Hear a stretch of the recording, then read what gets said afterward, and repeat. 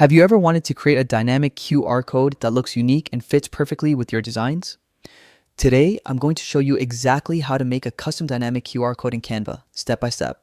First, log into your Canva account. Once you're in, head over to the app section and type in QR code. You'll see an option pop up. Click on the first one. From here, you can choose to use it in an existing design or start a brand new design. Next, enter the URL you want your QR code to link to. This is where your dynamic link comes to life. It can lead anywhere, a website, a portfolio, or social media page.